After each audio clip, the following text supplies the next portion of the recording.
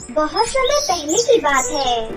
बिहार के एक छोटे से गांव में 3 सहेलियां काजल, प्रिया और शनाया साथ में रहती थीं। तीनों में बहुत ही गहरी दोस्ती थी। वो तीनों हमेशा एक साथ ही रहती थीं। वो कहीं भी जाती तो तीनों हमेशा साथ ही जाया करती थीं। तीनों सहेलियों में शनाया सबसे ज्यादा समझदार और दयालु थी। एक बार की बात है। अरे काजल और शनाया, तुम्हें पता है, मैंने सुना है गांव के किनारे पर जो जंगल है वहाँ जादुई गुलाबी नदी बहती है। सुना तो मैंने भी है, लेकिन वो जंगल बहुत ही खतरनाक है, जिस वजह से आज तक उस गुलाबी नदी तक कोई भी नहीं पहुंच पाया है। क्यों ना हम तीनों मिलकर उस जंगल में जाकर उस जादुई नदी को ढूंढते हैं। अरे जरा सोचो, अगर हमें वो जादुई गुलाबी नदी मिल गई तो हम बहुत जल्दी माला माल हो जाएंगे। क्यों शनाया, तुम क्या कहती हो? यार वो तो है, लेकिन मुझे बहुत डर लग रहा है। ये काम इतना आसान भी नहीं है, इसमें खतरा भी बहुत है। यार शनाया, तू भी ना हर काम में ही डरते रहती है। अरे रिस्क के बिना किसी काम को करने में मजा ही कहाँ है। वो कहते हैं ना, रिस्क में ही इश्क है। चलो चलकर देखते हैं, कोशिश करने में हर्ज ही क्या है। ठीक है, तुम इतना बोल रही हो तो एक बार चलकर देखते हैं। तुम लोगों के लिए तो मेरी जान भी हाजिर है। फिर तीनों सहेलियां जोर जोर से हंसने लगती हैं और फिर जंगल की तरफ निकल जाती हैं। काफी दूर तक चलने के बाद भी उन्हें जादुई गुलाबी नदी कहीं नजर नहीं आती और वो लोग जंगल में काफी देर तक चलने के बाद बहुत ही ज्यादा थक जाते हैं। यार अब मुझसे और चला नहीं जाएगा, मेरे पैरों में बहुत दर्द हो रहा है। थक तो हम सब भी गए हैं, लेकिन यार जब हम सब इतनी दूर आ ही गए हैं तो बिना उस जादुई गुलाबी नदी को ढूंढे वापस नहीं जा सकते। चलो थोड़ी देर के लिए इस पेड़ के नीचे बैठकर आराम करते हैं। हाँ ठीक है, चलो। और फिर तीनों सहेलियां एक पेड़ के नीचे बैठकर आराम करने लगती हैं। तभी उन्हें वहाँ एक शेर की दहाड़ने की आवाज सुनाई देती है। दोस्तों अब जल्दी करो, अब यहाँ रुकना खतरों से खाली नहीं है। हमें जल्द ही इस जंगल से निकलना होगा। और फिर तीनों भागते हुए वहाँ से काफी दूर निकल जाती हैं। लेकिन उन्हें जादुई गुलाबी नदी कहीं भी दिखाई नहीं देती। यार हम इस जंगल में तो फंसते ही चली जा रही हैं। कितनी देर हो गई, लेकिन हमें यहाँ जादुई गुलाबी नदी तो क्या, कोई मामूली नदी भी नहीं दिखाई दे रही है। अब हम इस जंगल से बाहर कैसे निकलेंगे? दोस्तों मुझे माफ कर दो, अब तो मुझे भी डर लगने लगा है। अब मुझे यकीन हो गया है कि कोई जादुई गुलाबी नदी नहीं है, बल्कि ये सब अंधविश्वास है और हम उन्हें सच मानकर इस घने जंगल में आ गए। अब हमारा क्या होगा? अब हम घर कैसे जाएंगे? नहीं यार, ऐसे मत बोलो। लोग बिना वजह ऐसे ही कुछ नहीं बोलते हैं। उनकी बातों में कुछ न कुछ सच्चाई जरूर होती है। गुलाबी नदी है, तभी तो लोग उनका जिक्र करते हैं। और मुझे लगता है गुलाबी नदी यही कहीं है। तुम्हें अगर यकीन है तब तुम ही ढूंढो, मैं तो बहुत थक गई हूँ। मैं यहाँ बैठकर आराम करती हूँ। अब हमें इस जंगल से वापस जाने का रास्ता ढूंढना होगा। तभी शनाया को पानी के सरसराहट की आवाज सुनाई देती है। दोस्तों तुम्हें पानी के बहने की आवाज सुनाई दे रही है ना? समझो जादुई गुलाबी नदी मिल गई। हाँ, आवाज तो पानी के बहने की ही आ रही है। फिर चलो आवाज की तरफ बढ़ते हैं। समझो मिल ही गई जादुई गुलाबी नदी। इतना बोलकर तीनों उस पानी की आवाज की तरफ बढ़ने लगती हैं। थोड़ी दूर चलने के बाद वो देखती हैं कि वहाँ कोई एक नहीं बल्कि 3 जादुई गुलाबी नदी बह रही थी। तीनों नदी दिखने में बहुत ही ज्यादा अद्भुत और खूबसूरत थी। तीनों सहेलियां उस नदी को देखकर खुशी से झूम उठती हैं। उन सभी की खुशी का ठिकाना ही नहीं रहता। तभी वहाँ एक आवाज आती है, इस जादुई गुलाबी नदी में तुम तीनों का स्वागत है। इस तीनों नदी में 3 नाव लगी हैं। तुम तीनों इस नाव में बैठकर प्रकृति के बनाए गए इस अद्भुत जादुई गुलाबी नदी का आनंद ले सकती हो और अपने मन मुताबिक कोई भी एक चीज इस जादुई नदी से अपने साथ ले जा सकती हो। लेकिन याद रहे, लालच में नहीं पड़ना। ये सुनकर तीनों सहेलियां खुशी खुशी 3 अलग अलग नाव में बैठ जाती हैं और जादुई गुलाबी नदी का आनंद ले रही होती हैं। उन्हें बहुत मजा आ रहा था। पहली नदी में शनाया जाती है। उस पहली नदी के पानी में खूब सारे कीमती मोतियों की माला बह रही थी। तभी पहली नदी में से आवाज आती है, शनाया, तुम इस जादुई गुलाबी नदी में बह रहे जादुई मोतियों की माला में से कोई एक माला अपने साथ ले जा सकती हो। ये सुनकर शनाया उस नदी का शुक्रिया अदा करके एक जादुई मोतियों की माला अपने लिए ले लेती है। वहीं दूसरी गुलाबी नदी में प्रिया जाती है। प्रिया को उस नदी में बहुत सारे सोने के बिस्किट मिलते हैं। तभी जादुई दूसरी गुलाबी नदी बोलती है, प्रिया, इस जादुई गुलाबी नदी में जो सोने के बिस्किट बह रहे हैं, उसमें से कोई भी एक बिस्किट तुम अपने पसंद का अपने साथ ले जा सकती हो। ये सुनकर प्रिया मन ही मन सोचती है, ये जादुई नदी तो हमें बेवकूफ बना रही है।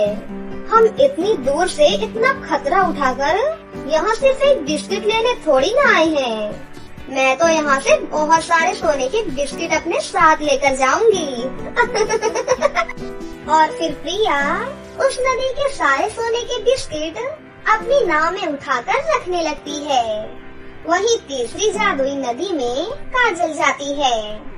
उस तीसरी जादुई नदी में से बहुत सारे चमचमाते हुए हीरे बह रहे होते हैं। तभी तीसरी नदी में से आवाज आती है, काजल, इस जादुई गुलाबी नदी में बह रहे इन हीरों में से तुम कोई भी एक हीरा अपने साथ अपने घर ले जा सकती हो। बस एक ही हीरा? एक हीरे से क्या होगा? मैं तो इस नदी से अपने साथ बहुत सारे हीरे लेके जाऊंगी। हाँ। इतना बोलकर काजल भी अब उस जादुई नदी का सारा हीरा निकालकर अपनी नाव में रख लेती है। थोड़ी देर में शनाया की नाव तो सही सलामत नदी के किनारे वापस पहुंच जाती है। लेकिन वहीं प्रिया और काजल की नाव बिस्किट और हीरो के वजन की वजह से नदी में डूबने लगती है और दोनों जोर जोर से चिल्लाने लगती हैं। बचाओ, बचाओ, प्लीज हमें कोई बचाओ। शनाया, प्लीज हमें बचा लो, वरना हम डूब जाएंगे। बचाओ, बचाओ, जल्दी से कोई मुझे इस नदी से बाहर निकालो, वरना मैं डूब जाऊंगी। शनाया, शनाया, कहाँ हो तुम? प्लीज बचा लो मुझे, बचाओ, मैं डूब रही हूँ। प्लीज भगवान, हमारी हेल्प करो। तभी शनाया देखती है कि प्रिया और काजल की नाव तो जादुई सोने के बिस्किट और हीरो से भरी पड़ी है। ये सब देखकर शनाया बोलती है, अरे ये क्या तुम दोनों को याद नहीं रहा कि इस जादुई गुलाबी नदी ने हमें लालच करने से मना किया था? फिर तुमने ऐसा क्यों किया? यार, हम यहाँ डूब रहे हैं और तुम हमें बचाने की जगह सवाल जवाब कर रही हो। अरे पहले कुछ भी करके हमें यहाँ से बाहर निकालो, वरना हम डूब जाएंगे। शनाया अपनी दोनों सहेलियों को डूबता हुआ देख हाथ जोड़कर उस जादुई गुलाबी नदी से विनती करती है, हे जादुई गुलाबी नदी, मेरी दोनों सहेलियों से बहुत बड़ी गलती हो गई। कृपया इन्हें माफ कर दीजिए। इन दोनों की तरफ से मैं आपसे तहे दिल से माफी मांगती हूँ। प्लीज कृपया करके इन्हें बचा लीजिए। प्लीज जादुई गुलाबी नदी। तभी फिर से वहाँ एक आवाज आती है, प्यारी शनाया, तुम एक बहुत ही अच्छी लड़की हो। तुम ईमानदार के साथ साथ बहुत ही दयालु भी हो। लेकिन तुम्हारी ये दोनों सहेलियाँ बहुत ही लालची हैं। मैं तुम्हारी लालची सहेलियों की तो कोई मदद नहीं कर सकती, लेकिन अगर तुम चाहो तो तुम इनकी मदद जरूर कर सकती हो। मैं? पर वो कैसे? शनाया, तुम्हें जो मोतियों की माला मिली है वो कोई मामूली माला नहीं, बल्कि एक जादुई माला है। तुम उस माला से जो कुछ भी मांगोगी तुम्हें वो मिल जाएगा। आपका बहुत बहुत धन्यवाद जादुई नदी। हे जादुई मोतियों की माला, मेरी दोनों सहेलियों को मेरी नाव में ले आओ। शनाया के इतना बोलते ही उसकी दोनों सहेलियाँ उसकी नाव में आ जाती हैं। मुझे माफ कर दो शनाया, तुम बिल्कुल सही कहती हो। हमें कभी लालच नहीं करनी चाहिए। आज मेरी लालच की वजह से मेरी जान ही चली जाती। अब से मैं कभी लालच नहीं करूँगी, कभी नहीं। हाँ शनाया, अब से मैं भी लालच कभी नहीं करूँगी। तुमने हम दोनों की जान बचाई, तुम्हारा बहुत बहुत शुक्रिया। ये सब सुनकर शनाया बहुत खुश हो जाती है और जादुई माला से कहती है, हे जादुई मोतियों की माला, हमें हमारे घर पहुंचा दो। शनाया के इतना कहते ही वो तीनों अपने घर वापस आ जाती हैं और फिर हंसी खुशी एक साथ अपनी जिंदगी जीने लगती हैं। बहुत समय पहले की बात है। रामपुर के एक छोटे से गांव केशवपुर में दो अनाथ बहनें एक साथ रहा करती थीं। एक दिखने में सांवली होती है, उसका नाम होता है रूही, और दूसरी बहन का नाम जो दिखने में बहुत ही खूबसूरत होती है उसका नाम होता है जानवी। दोनों एक साथ तो रहती थीं, मगर दोनों का रहने खाने का तरीका, बातचीत का तरीका, खाने पीने, स्वाद सब कुछ ही अलग थे। रूही जो एक सरल और सीधी लड़की थी, वो बहुत ही समझदार और एक अच्छी लड़की थी। रूही को जो कुछ भी खाने को मिल जाता था वो उसी को खाकर अपना गुजर बसर कर लेती थी। लेकिन जानवी बिल्कुल भी ऐसी नहीं थी। उसका रोजाना कुछ न कुछ चटपटा खाने का मन करता था और उसके पास जितने भी पैसे होते थे वो पूरे पैसे खर्च कर लिया करती थी। वहीं रूही अपनी जमा पूंजी को बुरे वक्त के लिए बचा कर रखती थी। इसी तरह से दोनों बहनों का जीवन चल रहा था। एक दिन गांव में बहुत जोर से आंधी और तूफान आ जाता है। इसी अफरा तफरी में परी लोग की एक परी वहाँ पर फंस जाती है, जिस कारण परी को उड़ने में बहुत ज्यादा दिक्कत आ रही होती है। परी जैसे तैसे रूही और जानवी के घर के बाहर आ जाती है और उनका गेट खटखटाने लगती है। दरवाजा खोलो, मैं पूरी तरह से भीग गई हूँ, कृपया मुझे अंदर आने दो। दरवाजा खटखटाने की आवाज सुनकर रूही जल्दी से दरवाजे की ओर जाती है और देखती है कि एक परी बाहर खड़ी है और मदद मांग रही है। आप तो एक परी है ना, और आप यहाँ इस हालत में क्या कर रही हैं? जल्दी से घर में आ जाइए, नहीं तो आपको सर्दी लग जाएगी। और इस तरह परी और रूही घर में आ जाती हैं। जानवी ये सब कुछ देख रही होती है, लेकिन वो चुपचाप एक कोने में बैठकर अपने मोबाइल में गेम खेल रही होती है। परी जी, कृपया आप यहाँ बैठिए, मैं आपके लिए चादर और चाय लेकर आती हूँ, आपको उससे थोड़ा आराम मिलेगा। इतना कहकर रूही परी के लिए गर्मा गर्म चाय बनाने के लिए चली जाती है ताकि परी को ठंड न लगे। थोड़ी ही देर बाद रूही परी को गर्मा गर्म चाय पीने को देती है। परी चाय पीकर बहुत ही अच्छा महसूस करती है और थोड़ी ही देर में उसके पंख भी पहले की तरह सूख जाते हैं। परी को जैसे ही आराम मिलता है वैसे ही परी रूही को अपने बारे में बताती है। मैं शनाया परी हूँ। मैं बाकी परियों के साथ यहाँ पृथ्वी लोक पर सैर करने आई थी, लेकिन अचानक से भारी बारिश की वजह से मेरे साथी परियां परी लोक वापस चली गयी और मैं यहीं पर रह गई। तुमने मेरी मदद करके मुझ पर बहुत बड़ा उपकार किया है। मैं जानती हूँ कि तुम एक अनाथ हो, और तुम दोनों मेहनत मजदूरी करके अपना गुजारा कर रही हो, लेकिन फिर भी तुमने मेरे लिए इतना कुछ किया। इसके बदले में मैं तुम्हें ये जादुई नक्शा देना चाहती हूँ। इस नक्शे को फॉलो करते हुए तुम सुनसान घने जंगल की एक नदी के पास पहुँच जाओगी।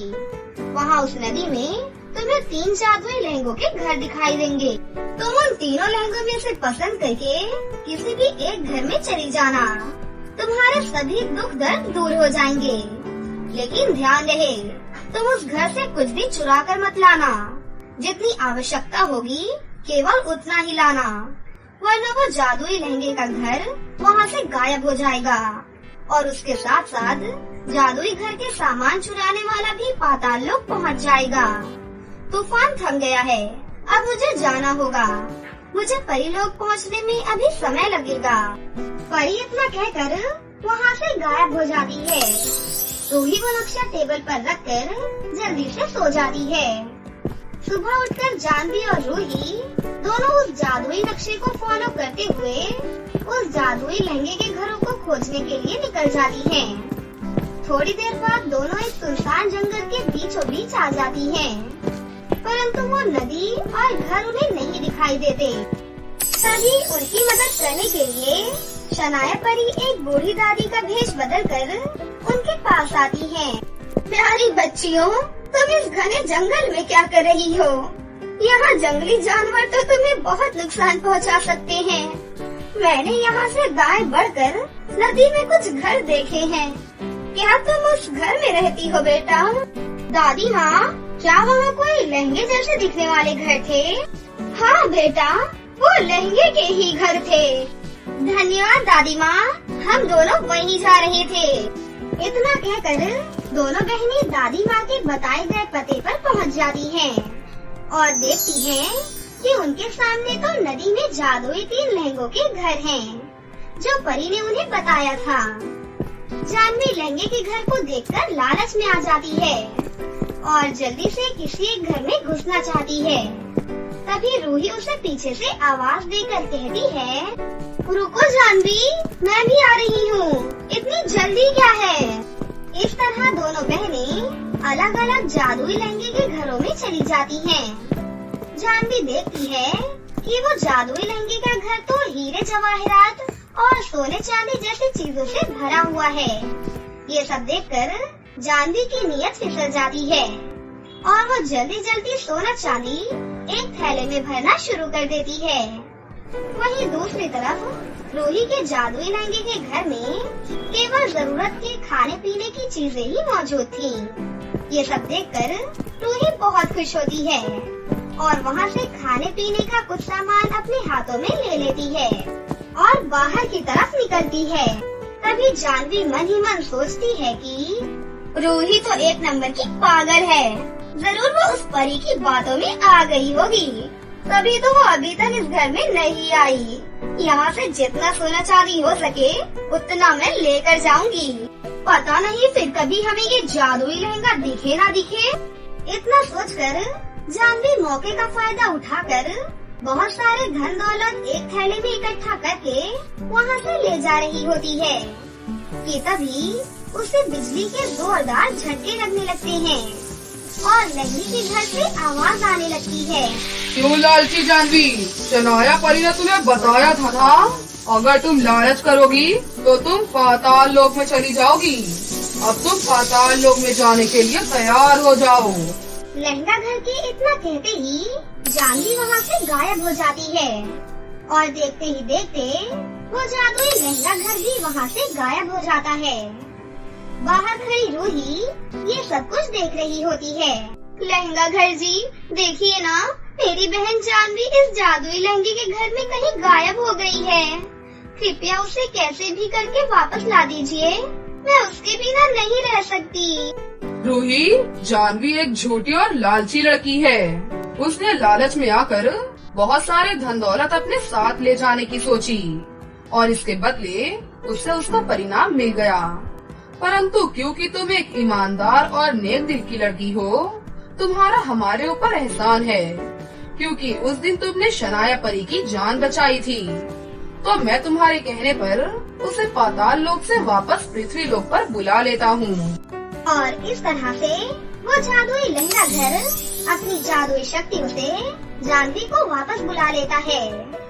जादुई लहंगे घर के दरवाजा खुलते ही जानवी दौड़कर जल्दी से बाहर आती है और देखती है कि वो वापस अपनी बहन के पास आ चुकी है।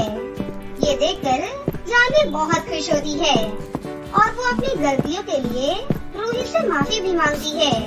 और इस तरह से दोनों बहनें हंसी खुशी से जादुई लहंगों के घरों में रहने लगती हैं। एक बार की बात है, किसी गांव में लक्ष्मी अपनी बेटी रोशनी के साथ रहती थी। रोशनी के पिता का बहुत समय पहले ही निधन हो चुका था। अब रोशनी और घर की सारी जिम्मेदारियां लक्ष्मी के ऊपर आ गई थी। लक्ष्मी दिन रात मेहनत करती और उसे पढ़ाती लिखाती है। वो अपनी बेटी को एक अच्छा जीवन देना चाहती थी। उसे किसी चीज की कमी नहीं होने देती थी। आप कितनी अच्छी हो माँ, मेरे लिए कितनी मेहनत करती हो और मेरा कितना ख्याल रखती हो। मुझे किसी भी चीज की कोई कमी नहीं होने देती। हाँ मेरी बच्ची, तुम्हारी अच्छी परवरिश हो सके इसलिए मुझे अभी और मेहनत करनी पड़ेगी। बेटा, तुम भी कितनी अच्छी हो, तुम भी मेरी कितनी मदद करती हो और मेरी हर बात मानती हो। इसी तरह लक्ष्मी और रोशनी का जीवन चल रहा था। लेकिन एक दिन लक्ष्मी की अचानक से तबीयत खराब हो जाती है। तभी लक्ष्मी अपने पास रोशनी को बुलाती है और उससे कहती है, मेरी प्यारी बच्ची, मुझे माफ कर दे। मुझे नहीं लगता कि अब मैं जी पाऊंगी। मुझे हार्ट अटैक नाम की बीमारी थी जो कि मैंने तुझसे छुपाई ताकि इससे तुम्हें कोई तकलीफ ना हो। मेरा समय आ गया है, मुझे अब जाना होगा। तू यहाँ अकेली रह जाएगी, इसलिए मैं तुझे तेरे चाचा के घर का पता बताती हूँ। तुम आज उनके पास चली जाना। वो तुम्हें बचपन में एक बार देख चुके हैं। वो तुम्हें देखते ही पहचान लेंगे, मेरी बच्ची। इतना कहकर लक्ष्मी ईश्वर को प्राप्त हो जाती है, जिसे देखकर रोशनी बहुत ज्यादा रोती है।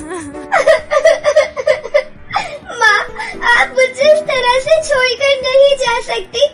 माँ, आंखें खोलो माँ, उठो ना माँ, अपनी आंखें खोलो ना माँ, आंखें खोलो ना माँ।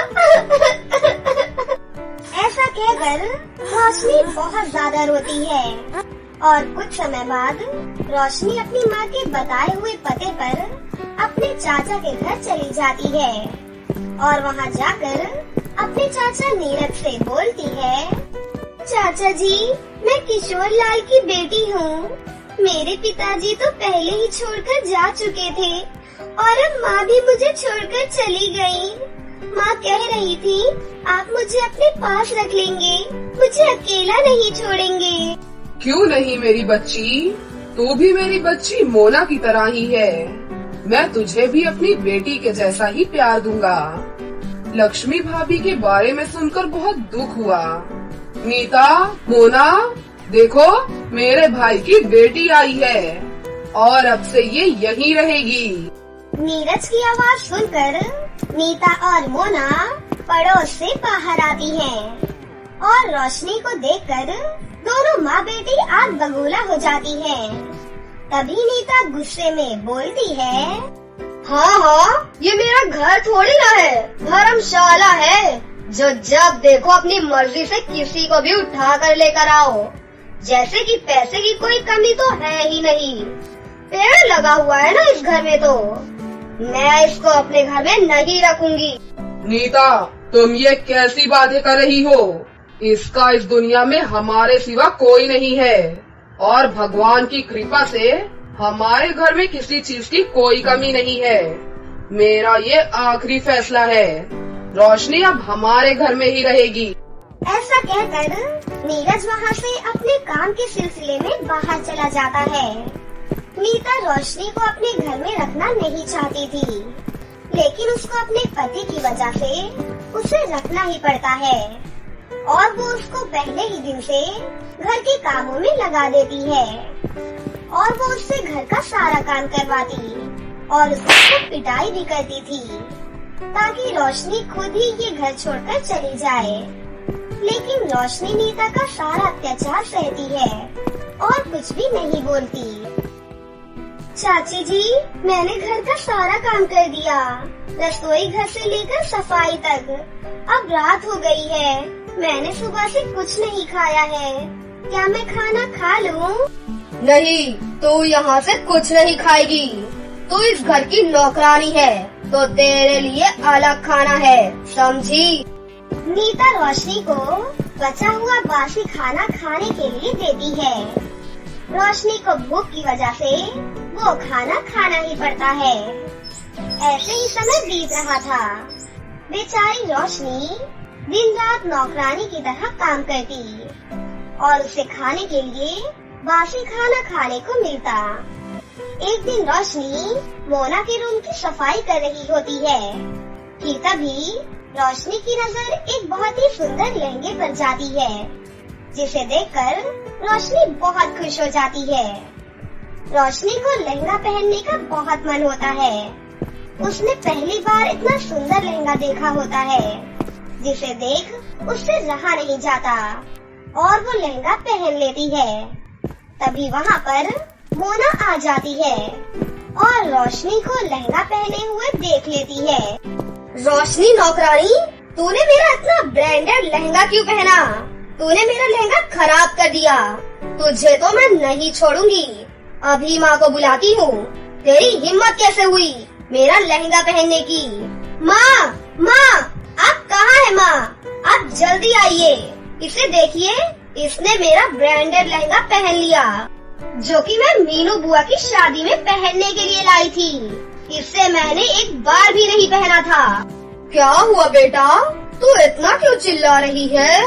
नीता के आने के बाद मोना नीता को ये सब बता देती है कि कैसे रोशनी ने उसका ब्रांडेड लहंगा पहन लिया, जिसे सुनकर नीता गुस्से से बोलती है, क्यों मनहूस लड़की, तूने कभी सपने में भी ऐसा लहंगा देखा है जो मेरी बेटी का लहंगा पहन लिया तूने? मेरी बेटी का ये लहंगा बहुत महंगा था। इसकी सजा तो मैं तुझे जरूर दूंगी।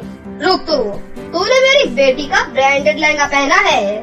अब तेरी यही सजा है कि तू इस घर से निकल जा, मनहूस कहीं की। और इस तरह से नीता रोशनी को धक्के मारकर घर से बाहर निकाल देती है।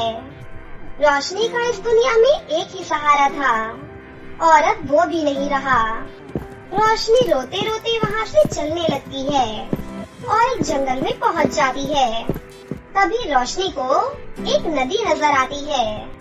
रोशनी को बहुत तेज प्यास लग रही होती है और रोशनी नदी के पास जाती है और जैसे ही वो नदी में हाथ डालती है, उसके हाथ में एक बहुत ही सुंदर सा लहंगा आ जाता है और वो जैसे ही उस लहंगे को उठाती है, वहाँ बहुत सारे लहंगे प्रकट होने लगते हैं।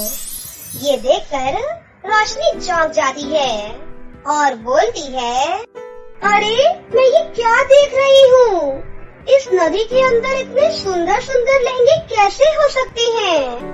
रोशनी ऐसा कह रही होती है कि तभी रोशनी को नदी से एक आवाज आती है, रोशनी, मैं जादुई लहंगों की नदी हूँ और ये नदी हर किसी को जादुई नहीं दिखती।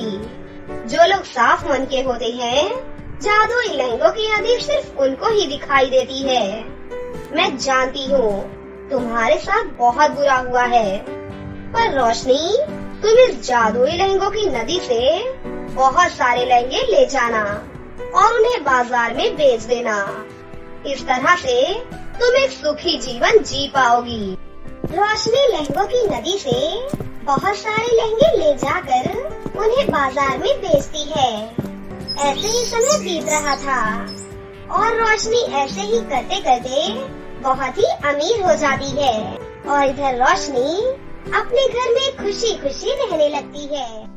तो दोस्तों, कैसी लगी आपको हमारी ये कहानी? अगर आपको हमारी कहानी अच्छी लगी हो तो इसे जरूर लाइक करें साथ ही हमारे चैनल को सब्सक्राइब भी कर लें और बेल आइकन को दबाना ना भूलें। मिलते हैं अगली वीडियो में। धन्यवाद।